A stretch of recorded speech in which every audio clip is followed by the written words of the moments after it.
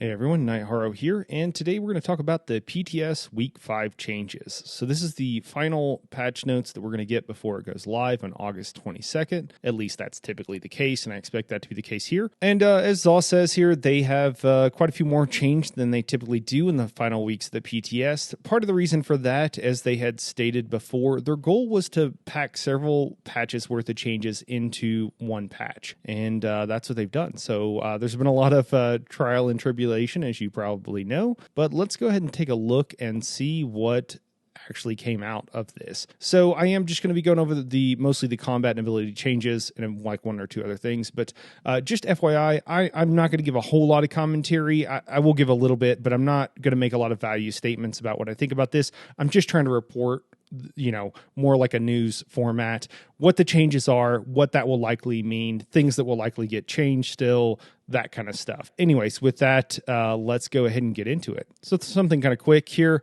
They have added Elemental Catalyst now to the dummy on PTS, and that'll be going live. They've added several other buffs and debuffs for the Atro on the PTS compared to live already. That was their initial thing that they've done, and they've added even more with Elemental Catalyst. The goal here is just to bring it in line with what you would expect to have in a raid, and Elemental Catalyst is generally expected in a fairly optimized group, typically on a Necromancer. All right, so with that, let's go ahead and talk about Dragon Knights here, the first up. So Ardent Flame.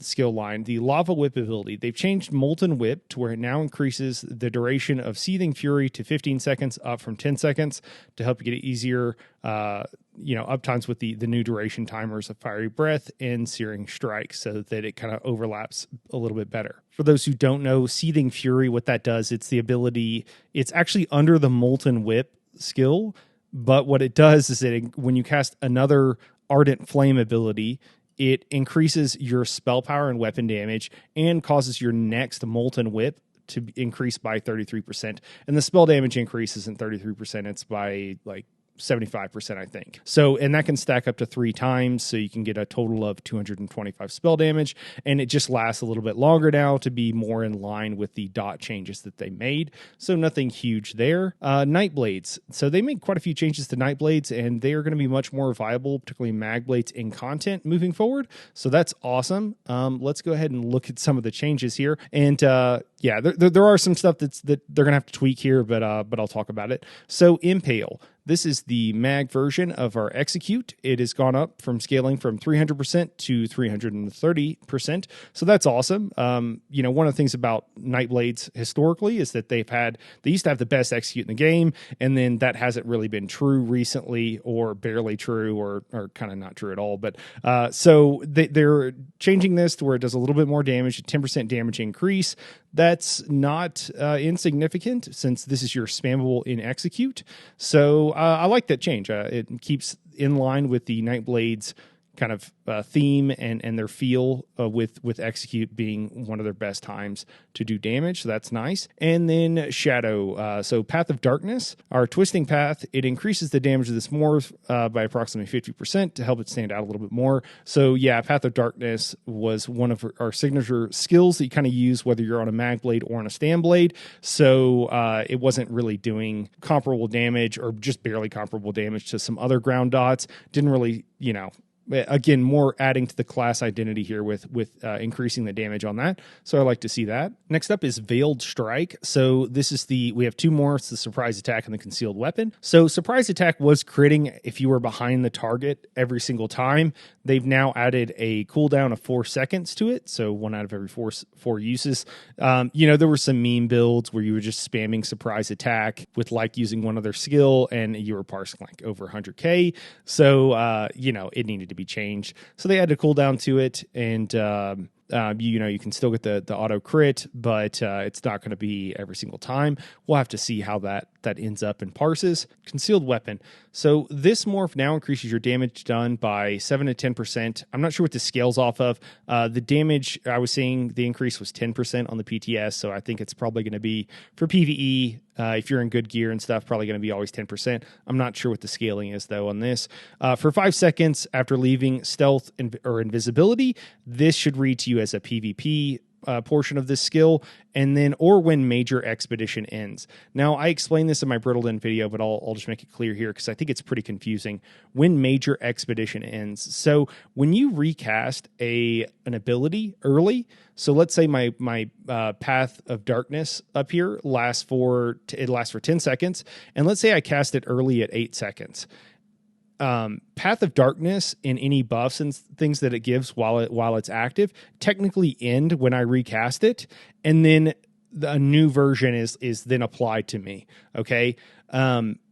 There will be no gap if you cast it early. So if you cast it at 8 seconds and then it'll last for another 10 seconds, you have an 18-second window there where there was no gap and it didn't fall off. However, it is considered that Path of Darkness ended and also that Major Expedition ended whenever you recast it, because Major Expedition you get from Path of Darkness. So what that means is that every time you recast your Path of Darkness, it's considering that Major Expedition has ended, and then you get this buff for 5 seconds. Okay, so in theory, this would be like a 50% uptime, and it was giving weapon and spell damage, and now instead for 15 seconds, and now instead it's giving a bigger percentage increase, so more damage, but up for a shorter period of time. And I think that's to make it bursty still for PvP when you leave stealth or invisibility, and to balance it still with PvE.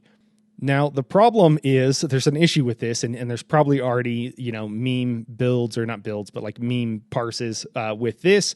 But right now what it's doing, because the way Major Expedition is being done with your Path of Darkness, so it lasts for 3 seconds, I believe, after you leave your Path of Darkness.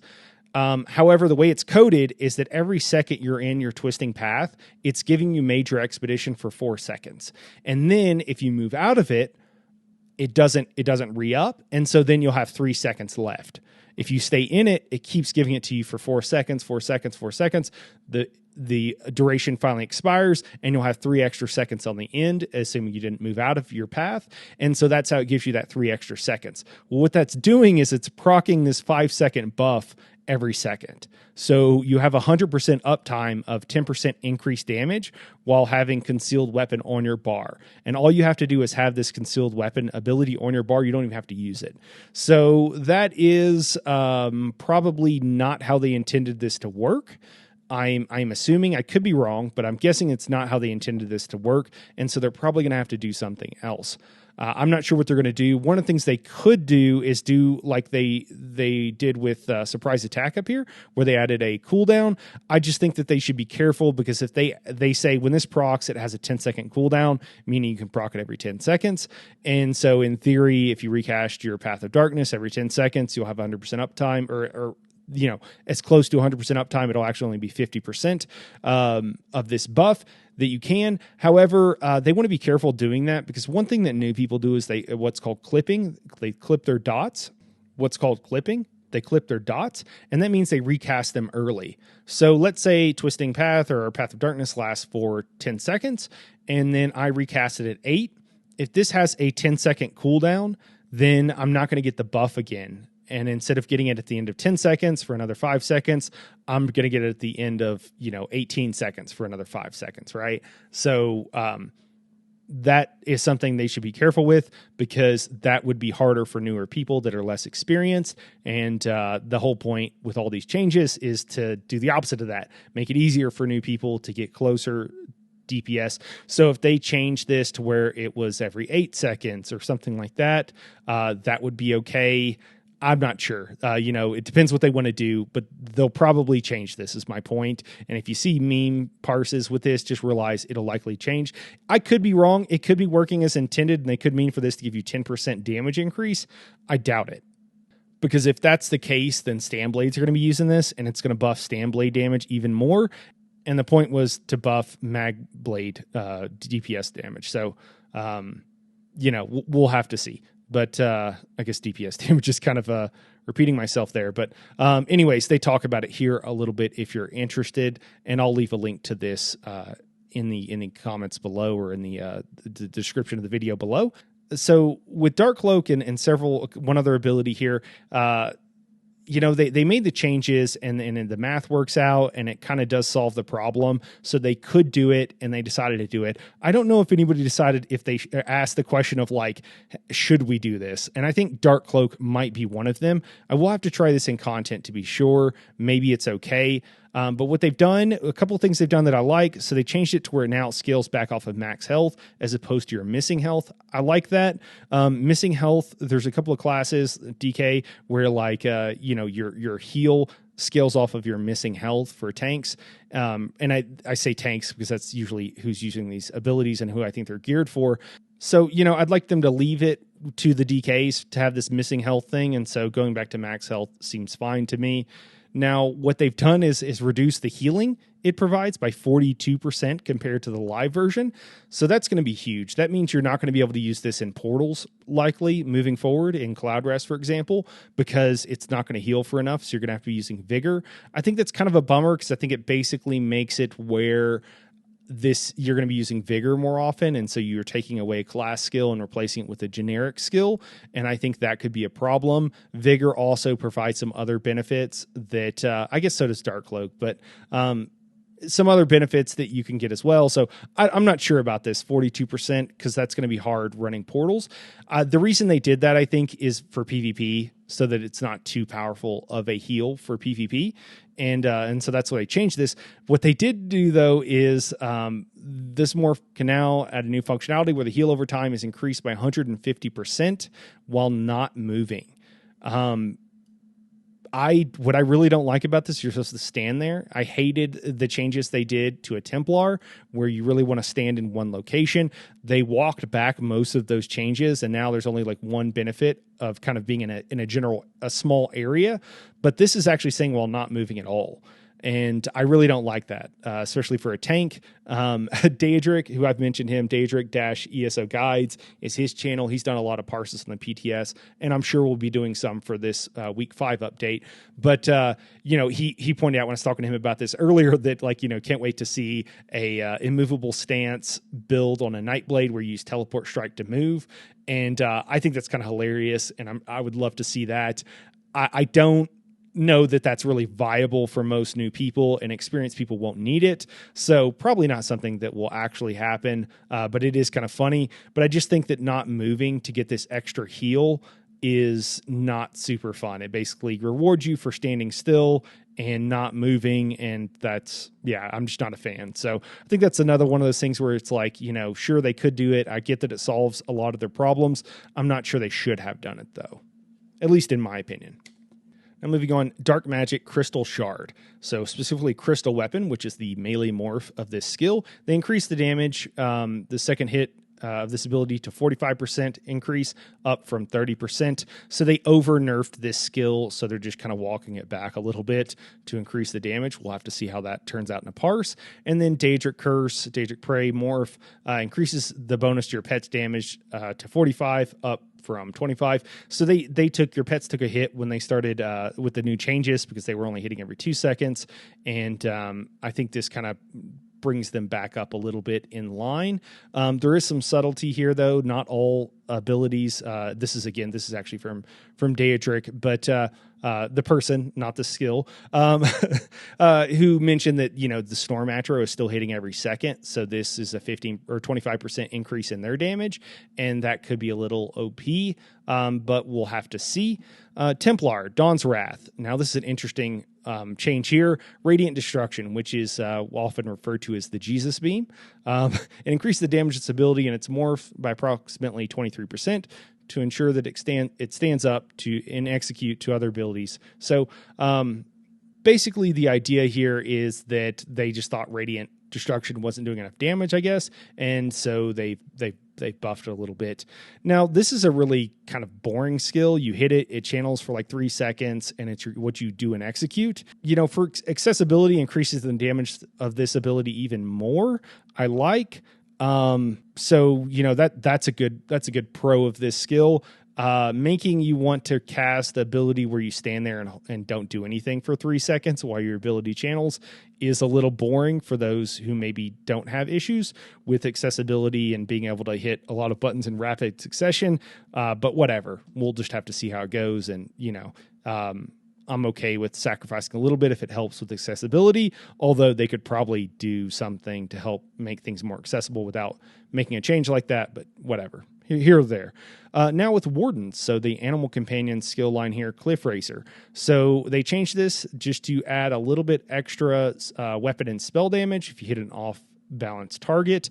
They kind of over-nerfed this. This is a pretty lackluster skill. We'll have to see how it's actually parsing in content to be able to tell for sure, but they buffed it so that they're moving in the right direction at least. And then Winter's Embrace. So this is kind of interesting here with the Arctic Wind. So this is your heal, and then the Arctic Blast is typically the morph you would use if you're like a DPS. So, and then with Winter's Embrace, Arctic Wind. So Arctic Wind is a heal. So they changed the Arctic Blast morph. Instead of increasing the chance of applying a status effect by 1% per tick, it's now just a flat 15% increase. You know, the issue with this change is that, first of all, I don't know who this is exactly for. Maybe a healer, maybe a tank, but most people applying minor brittle now, which is the reason you would want an increase in chance of applying a status effect, is generally, you know, you're going to be using the Destro Staff, either Frost Clench or Frost Reach, to apply a status effect, and it does it automatically, 100% chance of applying brittle. Now, this does say a status effect, so maybe it's all status effects. It's a very small change. It's a healing skill. I don't know that this is really going to have much of an effect on anything, so sure, whatever. Next up, Impaling Shards. So Winter's Revenge, which is the DPS morph of this ability, and it now does 30% more damage if you cast it with a Destruction Staff equipped. You know, they're trying to buff Magic Wardens. I don't know if they just ran out of ideas. This is kind of weird to me, though. This is, again, another one of those things that, like, sure, I get it. Maybe it works or whatever, but did we ever stop to ask, like, do we want to do this? Because the whole point of hybridization is you wouldn't have to use a certain weapon type. You could kind of do whatever you wanted, and now they're kind of walking that back by saying, well, you have to have a Destro Staff if you want maximum damage out of Winter's Revenge. So even a Stam character might want to use a Destro Staff to cast this ability. So, yeah, I don't love that. I think it's fine, but I don't love that for that reason. So moving on, again, just to kind of giving you the facts here, I guess.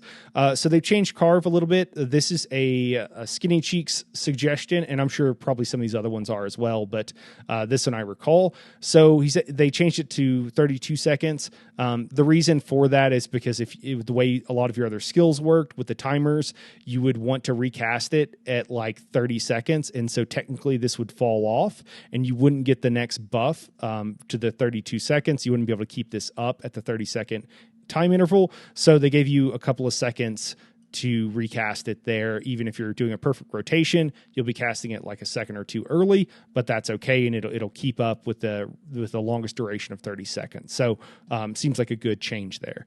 Werewolves Howl of Agony, basically the facing was messed up on it, so that's just a bug fix, not a big deal there. And now moving on to skills. So Vigor from the Assault line, they have changed this now.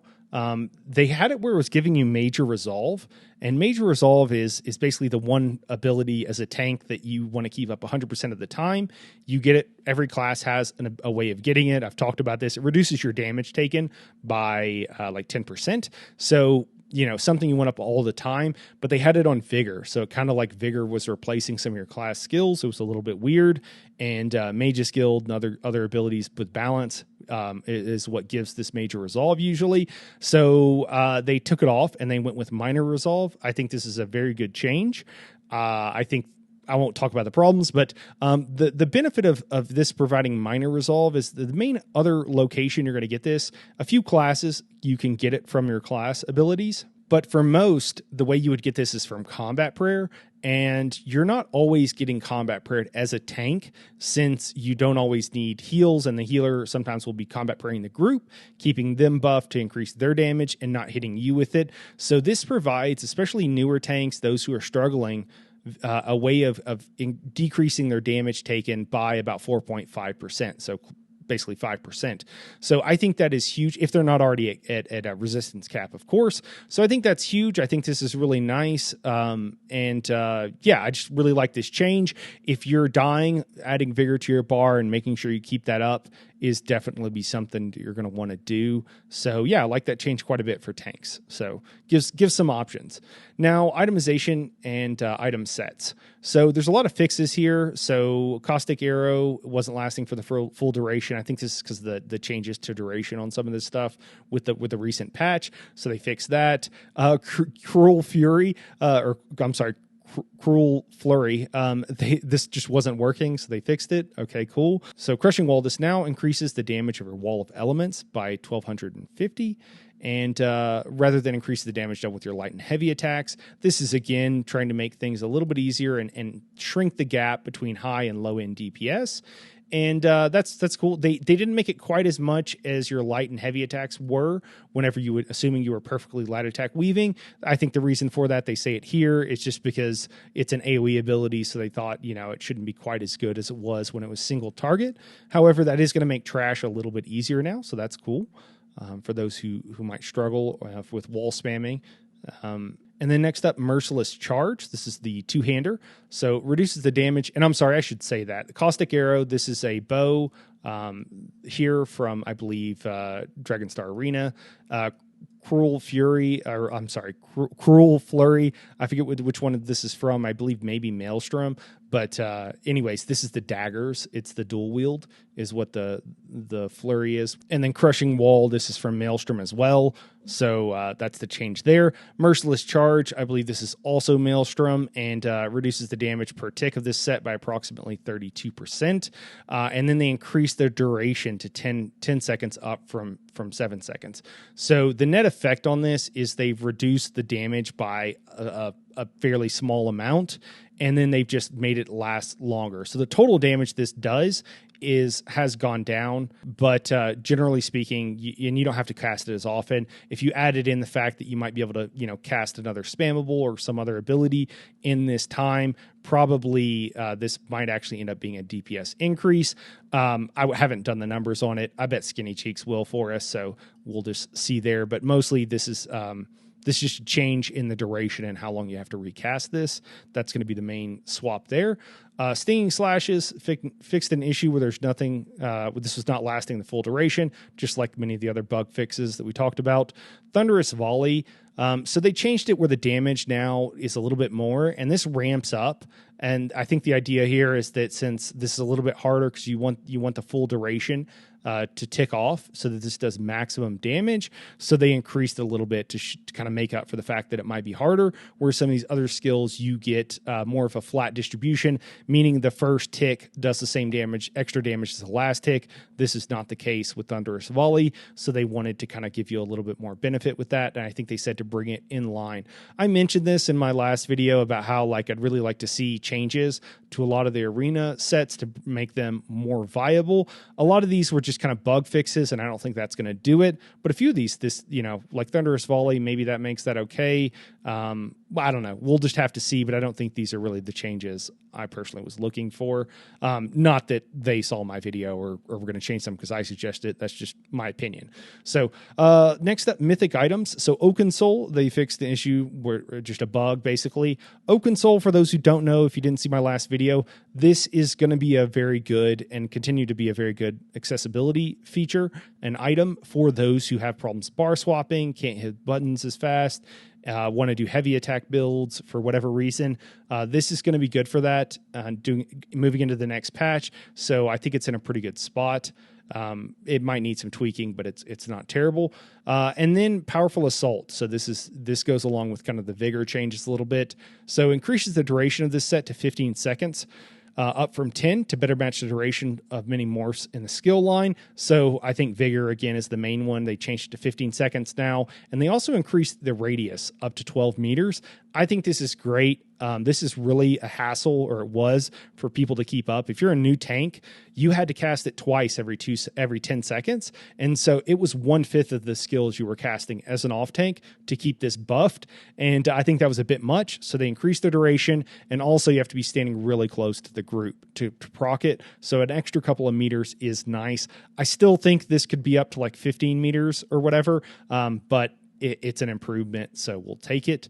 They changed Sorori a little bit, not a huge deal, just to make it a little bit better and more viable in mobile fights. Still don't think it's necessarily going to come back, so I'm not going to talk about it. And then the last thing here is they reduced the health of all bosses in veteran difficulty, as well as the health of all bosses, champions, and bannermen. So basically the big ads in most or guys that are the same size but have banners in trials. So the change was 10% is what it looks like. I don't know if I've only heard from other people that it was in like 3 different trials that they took a look at, and some of them were the mini trials, but I assume it's probably just 10% across the board. Incidentally, 10% is about the damage decrease, or at least that's what Daedric has told me.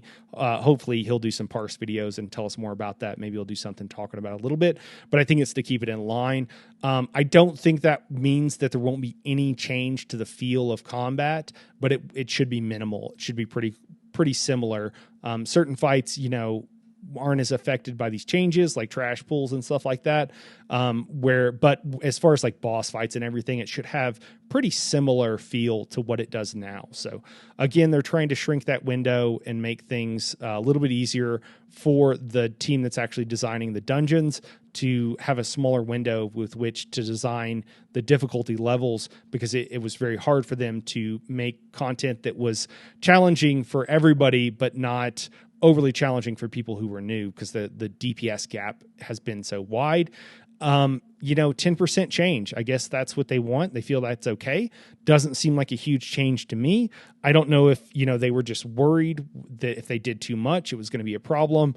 But I guess we'll just have to see in the future and see if they continue to try to like move this down a little bit. But again, I think the idea is they wanted to do this all at once. So I guess we'll see if 10% is what they were going for. So anyways, that's I think it for this. Just so you guys know what I'm doing. That's it for the video, guys. So if you got what you wanted, go ahead and hop out. For those who are interested in my channel and what content I'm doing, my plan is to do quite a few videos for this upcoming patch. I'm going to try to do one of every tank class. Similarly, I'm going to try to do some healer videos, maybe some class specific healer videos, and talk about some of that stuff. And then of course, we'll see what kind of DPS videos I can get to. One thing I can definitely promise is I will do an accessibility build for heavy attacks, for being able to hit a couple buttons, but a 1-bar build using Oaken Soul. I will absolutely do at least one video on that. I haven't figured out and decided exactly what I want to do, but I will be doing a video on that. So if that's something that would be helpful for you or that you're interested in, first of all, let me know. Tell me down in the comments if you're okay with that. Like, hey, I'd like to see this build. If you don't want to do that, that's totally fine too. But yeah, just let me know. But I will be doing that. So it would be cool and interesting to know how many people are looking for that. I want to do it even if it's only one person, because I'd like to help make the game more accessible to everybody. So I'm absolutely going to do it, but I'd be curious to know how many people it's actually going to help, or how many people that watch my channel are really interested in that kind of thing. So anyways, guys, that's it for today. Thanks for watching. And of course, if you want to see more content from me, like and subscribe, all that good stuff, and we'll catch you in the next one. Thanks for watching.